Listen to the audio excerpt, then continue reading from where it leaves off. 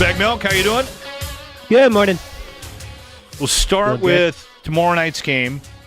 We're in Boston. 5:30 start. Boston. Best team in the league. They're just on a complete tear.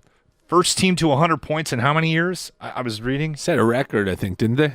The fewest amount of games to get to 100 points or something like that. Yeah. Yeah, they are absolutely stunning this year. It is wild. They've only got 8 regulation losses all year. It's wild. Wow. We were talking about that team, too, because they just re-signed one of David Pastrnak. Yeah, and I was saying, like, they have so many players on team-friendly deals. I mean, Yeah. really, like, the Pastrnak one is big, but Marchand and Taylor Hall, they're all pretty friendly for that team. So Yeah. They really are. Yeah, they got some good players. That David Pastrnak one kind of bucks the trend a little bit as he signed for 11+ million. But yeah, for the most part, they've got a lot of team-friendly deals there, and they've got a hell of a hockey team.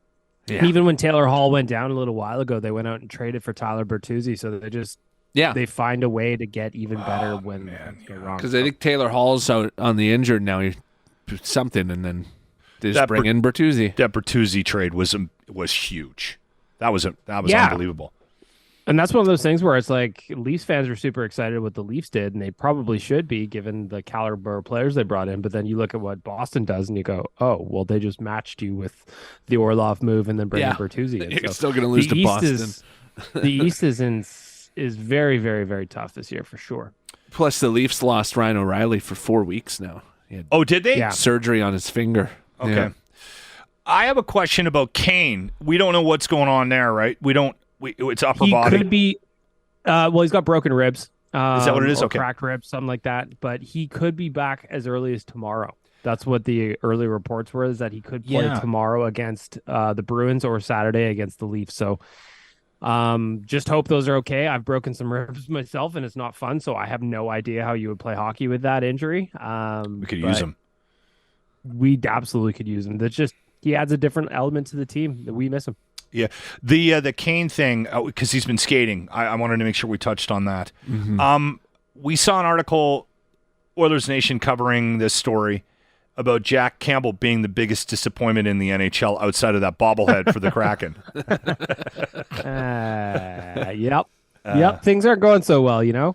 It's and you want to cheer for the guy. He just seems like such a nice dude. Such a nice guy. It is an interesting sort of a really nice guy. Dynamic. Yeah, I was just going to say, Baggedmilk, it's an interesting dynamic where we have this guy that is just completely crapping the bed this year. Yet everybody is still on his side somehow. It's odd. Because normally we're not that nice. Like, if you're not playing well and we're counting on you and we dropped a bunch of cash in your lap to come to this town to play well. Or like, get the hell out of here. We're going to, we're loading up dump trucks with horse manure. Like we're not big fans of teams. Yeah, this is an odd one.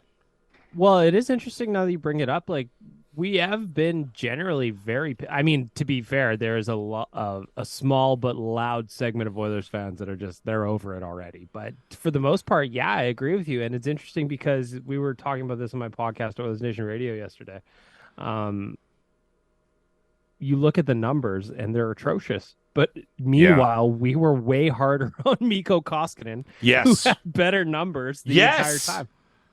Yeah, I mean, if you can put us in, we are where we're at right now because of goaltending. Right? We're fighting. We're in a wild card position in a weak division with a guy that has how many, like almost 2 points a game.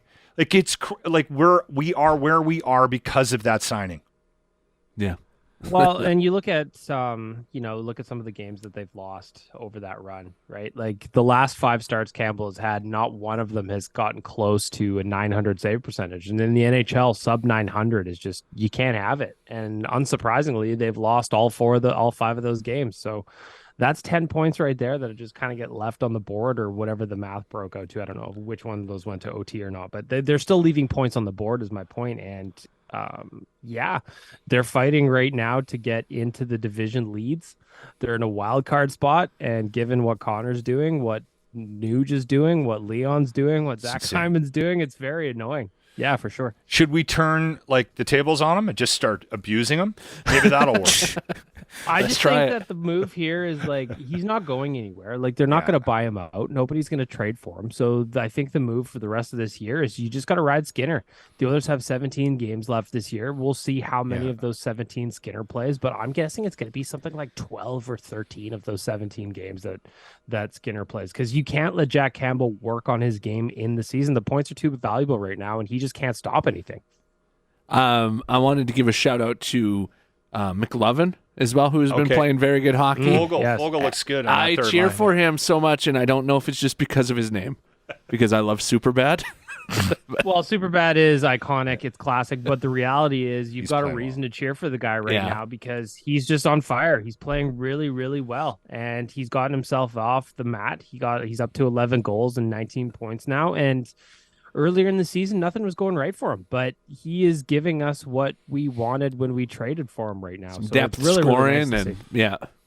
I'm thinking I might actually bet for the Oilers, like against the Bruins tomorrow. Okay. Well, the Bruins have won 10 in a row. So here's the thought. Like when the Oilers played them last week, they could have won that game. They played Boston. That was a close really, game. really tough. Yeah. And I think they could beat Boston, and they've won 10 in a row. The streak's come to an end. Let's put it that way. And I think the Oilers can do it. Connor, by the way, I'm not going to bet against a team with Connor McDavid right now, because the guy is going supernova in a way that this league hasn't seen. 54 goals, 124 points, right? Yeah.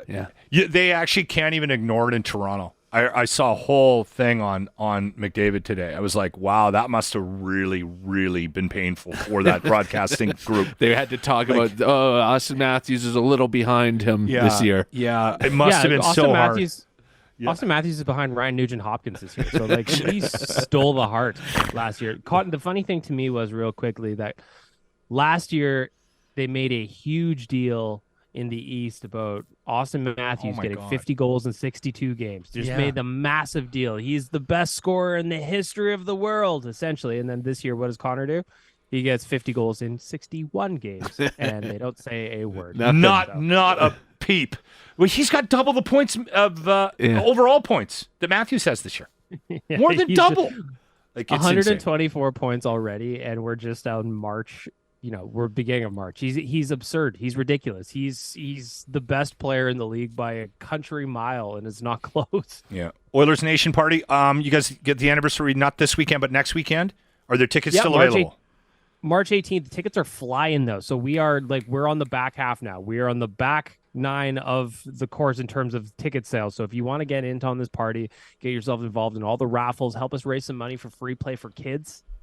So we're going to raise a little bit of money for charity while we're at it. Go to nationgear.ca and scoop up some tickets, because we are going to sell out, and it's going to be a great, great afternoon at the Pint downtown. You'll see Jimmy down there. He picked up a pair of tickets, so he wanted to help out the charities. So he'll be down there. All right. Thank you, Baggedmilk. Thank you for your time from Oilers Nation. Thank you, boys. The Locker Room for Always Plumbing and Heating. Weekday mornings on 95.7 Cruise FM.